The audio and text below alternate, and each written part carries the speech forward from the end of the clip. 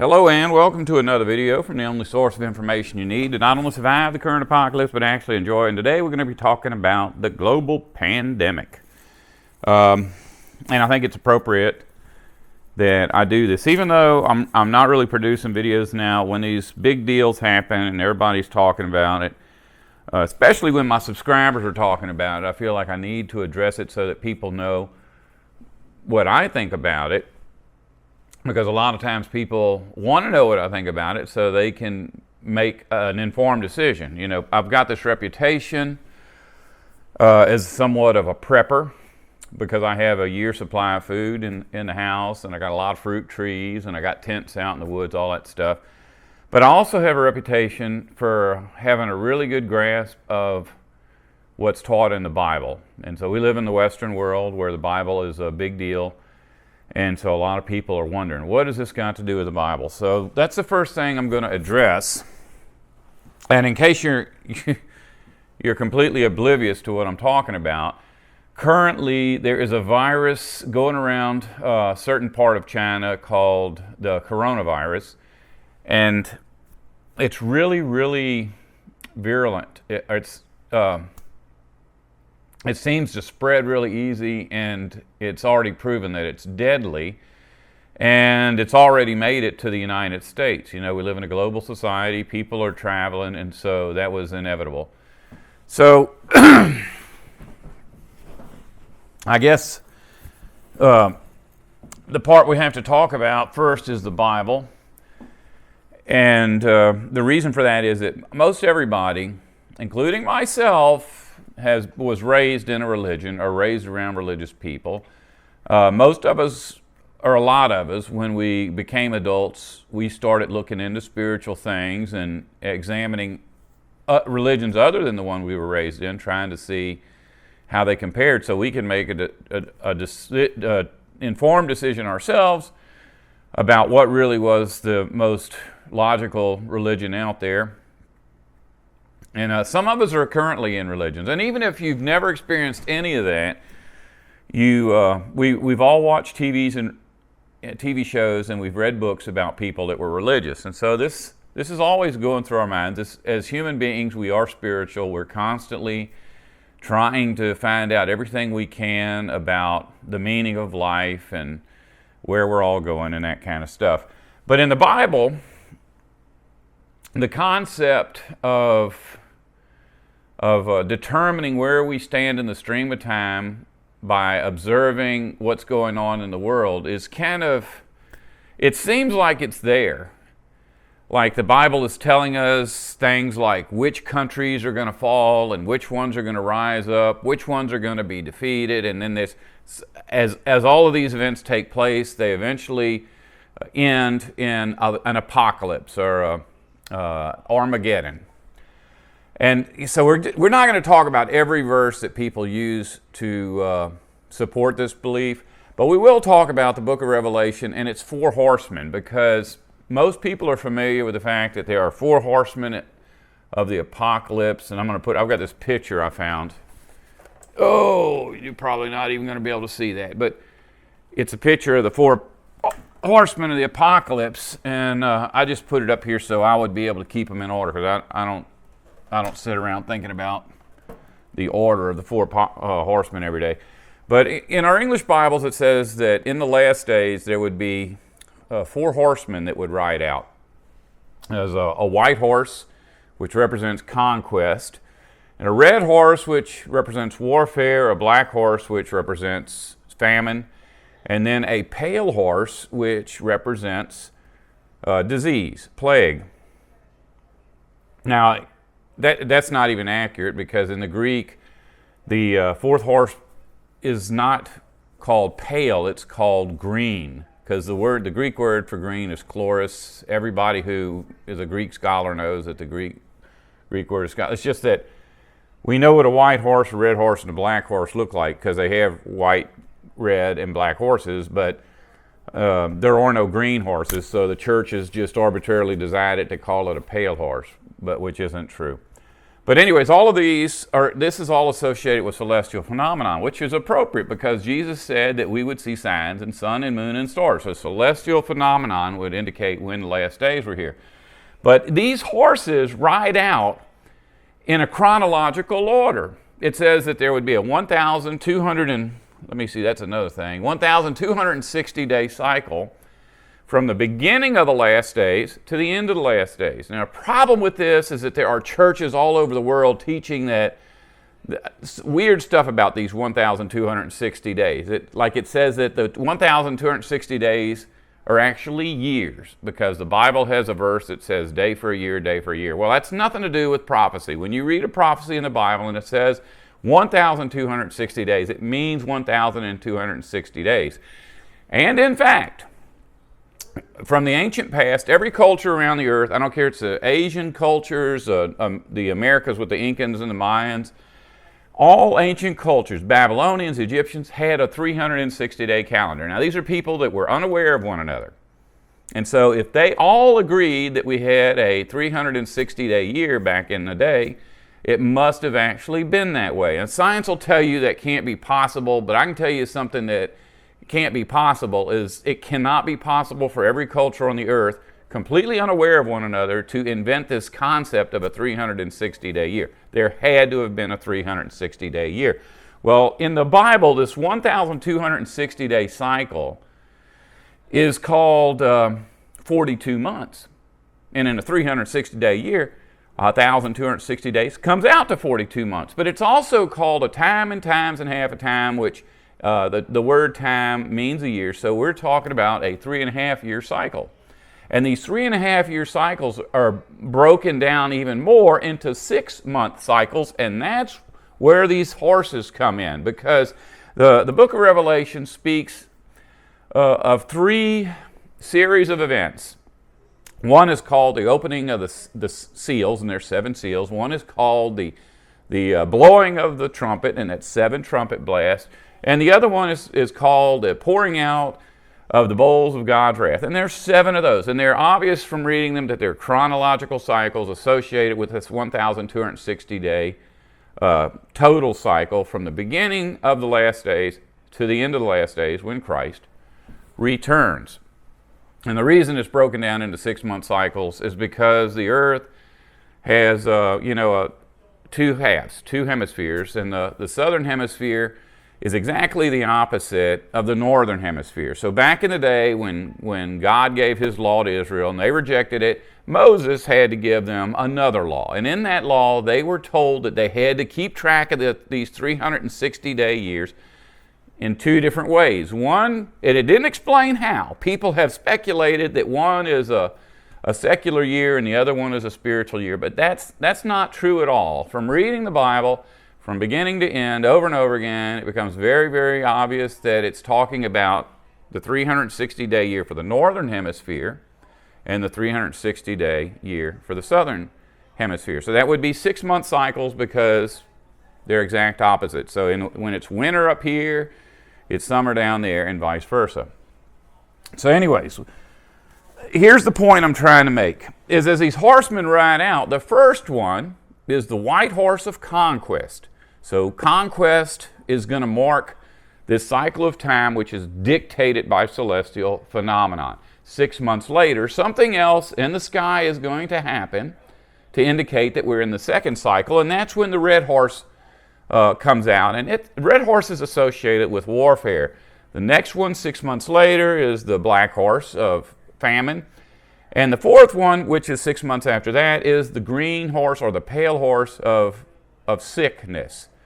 So if we're looking at world events and we see that there's this pandemic and we think that pandemic is one of these horsemen of the apocalypse, we're talking about 2 years in to a 3.5-year cycle, the disease shows up. So if this disease, this pandemic, has anything to do with the Bible, that means that Christ is going to be back in a 1.5 years. And I can promise you that's not going to happen. We are not in these cycles yet because foremost, the cycles are determined by celestial phenomenon that are shocking and obvious. So every human on earth can be able to look up into the sky and see something spectacular, and earth-wide recognize it, and that's when the cycles start. Now, another verse, and I should have looked this up. I can't remember if it's Matthew chapter 24 or Matthew chapter 28, but somewhere around verse 3 of whichever one of those, Jesus' apostles come to him and say, Lord, explain to us, when are you going to return, and when is civilization going to come to an end? And so in our English Bibles, what it says is, listen to me, there's going to be false Christ, and there's going to be earthquakes, and there's going to be famine, and there's going to be pestilence. And so it looks like the Bible is supporting the view that these are going to be the markers for the end of the world, this last days, this cycle of time that would lead up to Christ's return and the end of civilization. But that's only in our English translation. Well, it's not just in the English, it's in all our modern translations of the Bible. Going back to the Latin Vulgate. Now, the Latin Vulgate was the translation into Latin by the Catholic Church from the older manuscripts, which were in Hebrew, Greek, and Aramaic, because the people who were recording the Bible lived in different time periods when the languages spoken were different. So the earliest books are Hebrew. The Jewish people or the Israelis were brought into Babylon and Assyria, where they spoke this language called it's called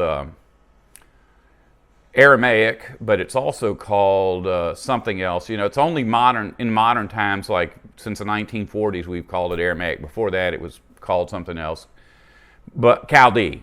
But now, the last language that the Bible writers spoke was Greek. And so, if we go back into the ancient text, the Hebrew, Greek, and Aramaic, it doesn't say the stuff that's in our modern Bibles. What it says, when Jesus is asked, what will be a sign of your presence and the end of the world? He says, first off, let me tell you this. There will be false Christs telling you about earthquakes and famines and pestilence and war. Don't listen to them. That stuff has been going on forever. That is not going to be a sign of the end of the world. That's in Jesus' own words. It says, because just remember, these people telling you this stuff are false Christ.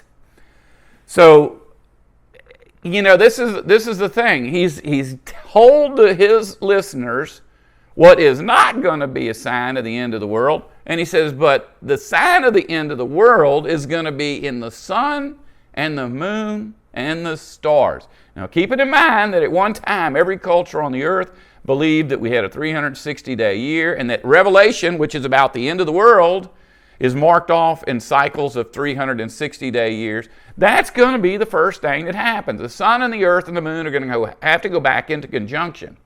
Because in the Bible, remember, at creation, it says that God made the two lights in the sky, one to rule over the day and one to rule over the night. And so God, the creator of the universe, would not have to know how things work, and that's not how things work today. It's very obvious when you look at that. He's talking about the sun and the moon, and sure enough, the sun rules over the day, but the moon only rules over the night every now and then. About half of the night sky has got, throughout the year, half of the night sky is lit up by the moon, but the other half, the moon is in the daytime sky, so there's no moon at night.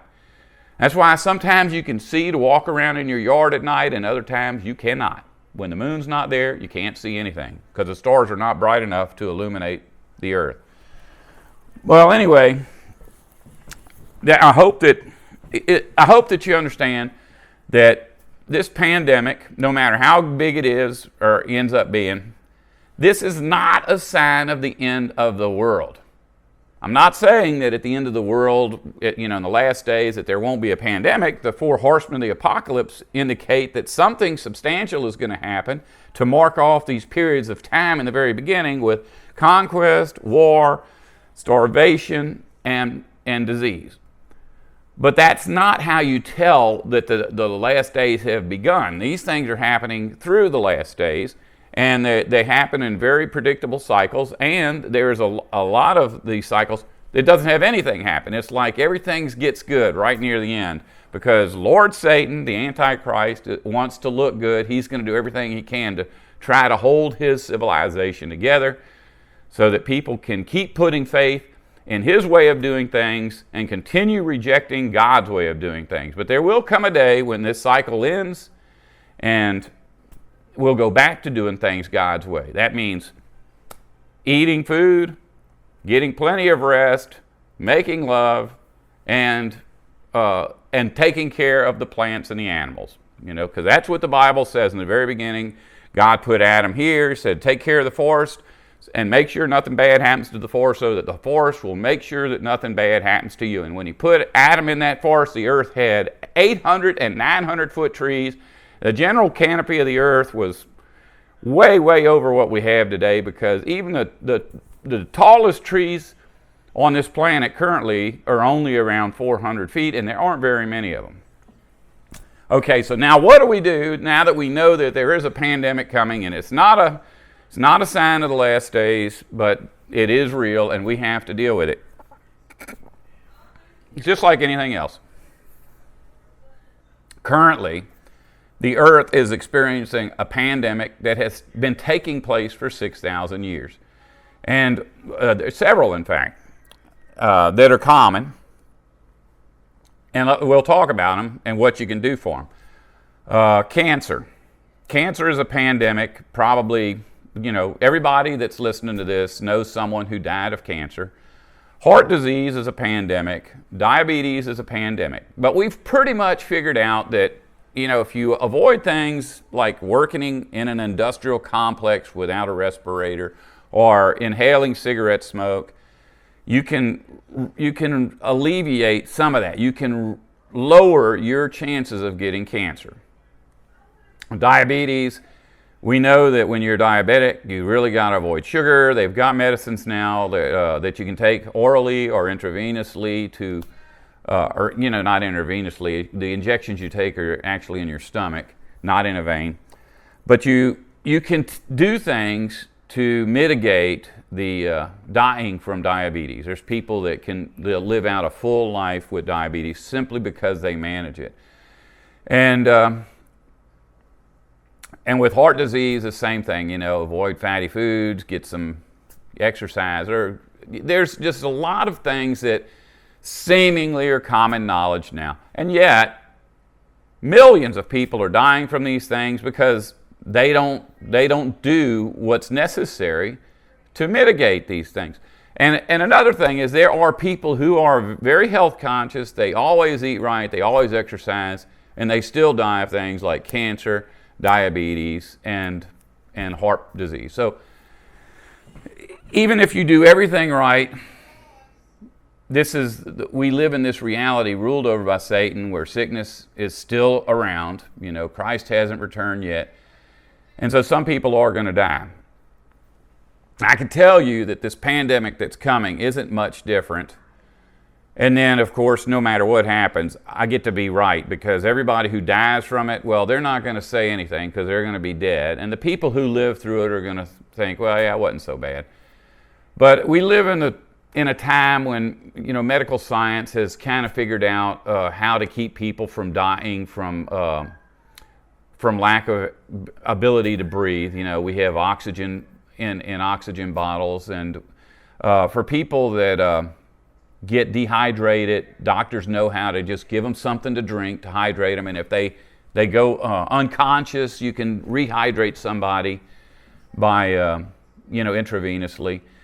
And in reality, if you get a flu, no matter how bad the flu is, and a lot of flus are fatal, usually you can keep people dying just by doing those simple things. Keep them breathing and keep them hydrated until they recover.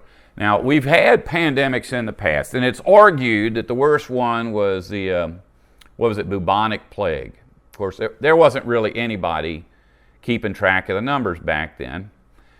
But others argue that the worst pandemic that's ever hit the world is the Spanish influenza, and I think that's probably more accurate, simply based on the fact that the number of people who died during the Spanish influenza was probably greater than the entire population of the earth when the bubonic plague struck.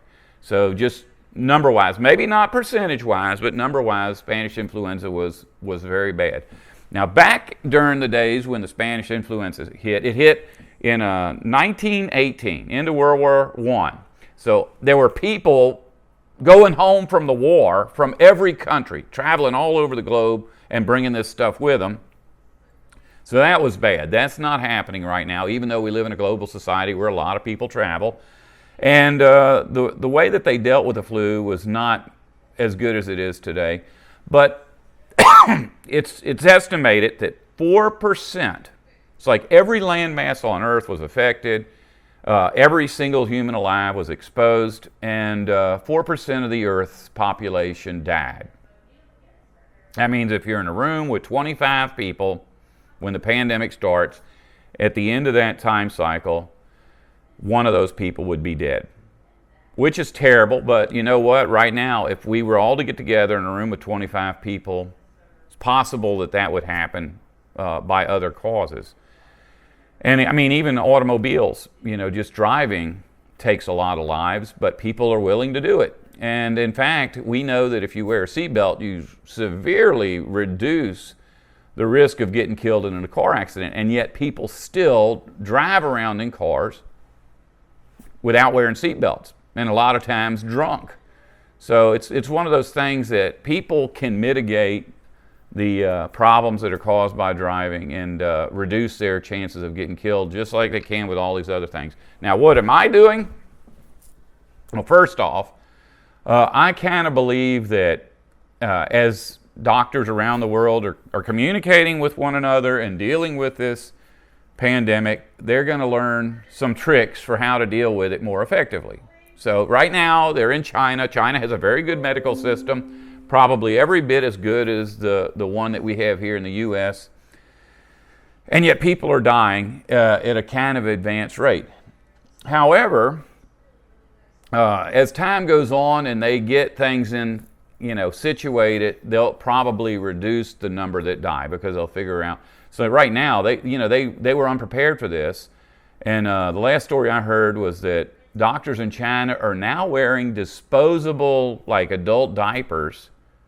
The doctors are, because they're working so much that they can't stop even for a minute. They have to just poop on themselves and pee on themselves because they cannot stop taking care of the sick. But that's not really exactly what's happening. It's that these hazmat suits, and I used to wear a hazmat suit every day. I worked in a paint shop, and so you have to wear the suits that you wear in a paint shop are the same exact suits that doctors wear when they're treating these people. And you could take and put duct tape around your sleeves, which in a medical situation you probably have to do that, and tape around your feet. But these suits are really, really fragile, especially if you're taping them shut. If you stop to go to the bathroom, chances are you're going to tear that suit. And so they don't want that. These doctors, they go in, they put on this hazmat suit, and until they end their shift, they have to keep that thing on, not because they don't have time to stop, but they can't risk tearing up their hazmat suits. And so, I don't know why I even threw that out. But I know that if you can stay healthy as long as possible, like if you get the pandemic in the first day that it hits the U.S., your chances of dying are probably greater than if you can wait until this thing ends. The Spanish influenza started in January of 1918. It ended in December of 1920. So that's almost 3 years from the very first case to the very last case, 3 years. If you can hold out, even if you just hold out for a year before you get sick, the experience of the doctors will be better. Chances are you won't die.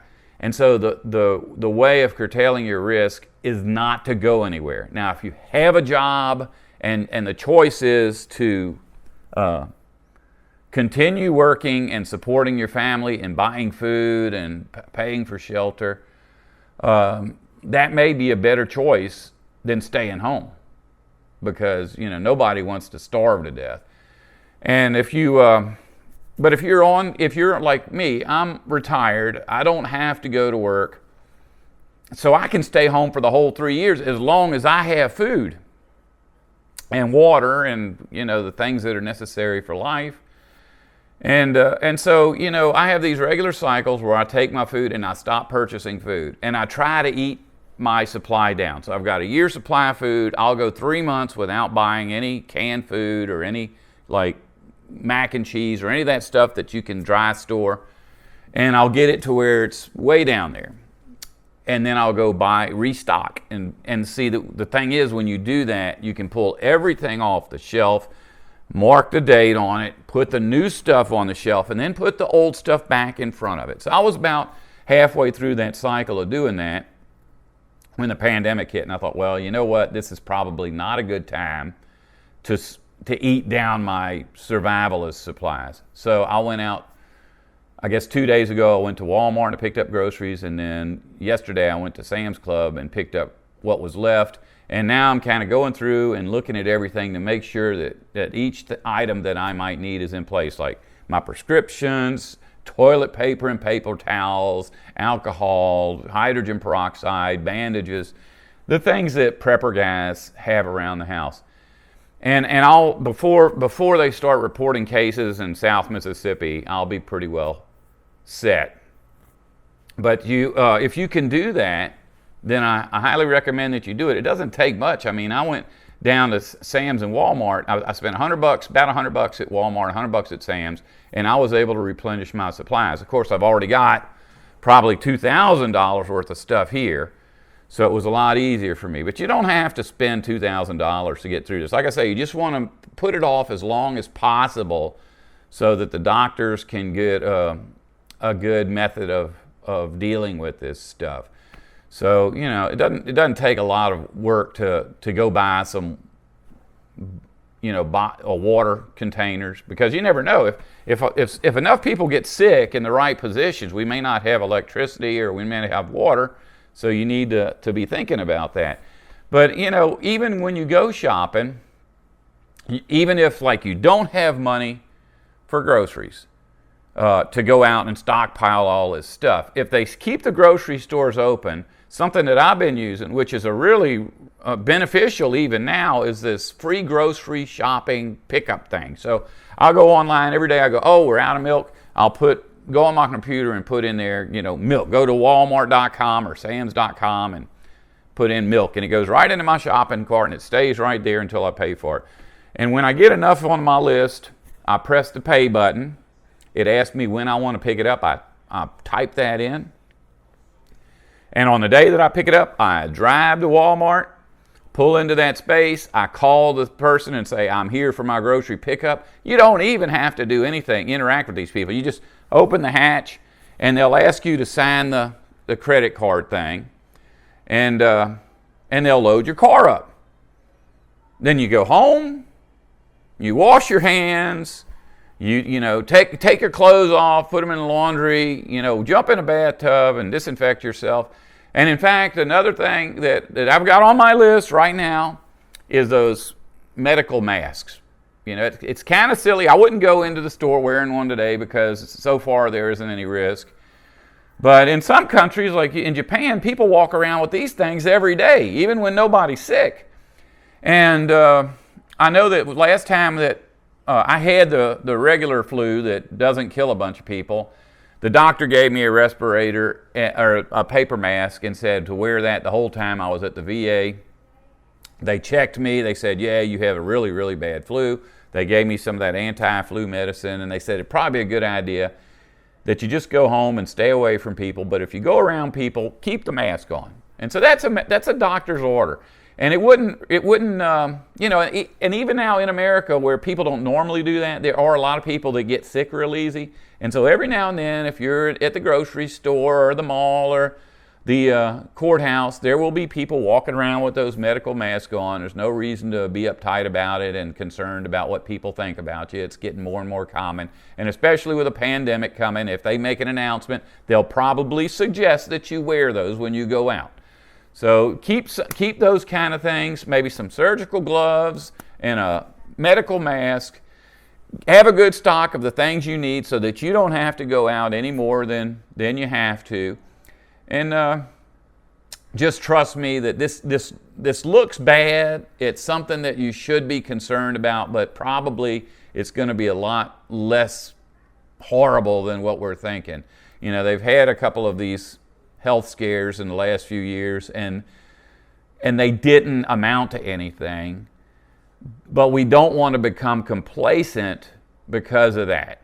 You know, where I live, we had like 30 years with no hurricanes, and so they said a hurricane was coming. A lot of people became complacent. They said, I've been here for 30 years. I've lived through 20 hurricanes, not knowing that this hurricane would be the hurricane of the century. And so they lost their lives. So you don't want to do that. But you don't want to be ridiculous with it either, because well, if you can afford to be ridiculous, be ridiculous. You know, have somebody build you an underground bunker in the mountains. Go in there and lock the doors. But if you're like me, just kind of take my advice, think about it, and make your own decisions. If you don't want to survive, don't listen to me.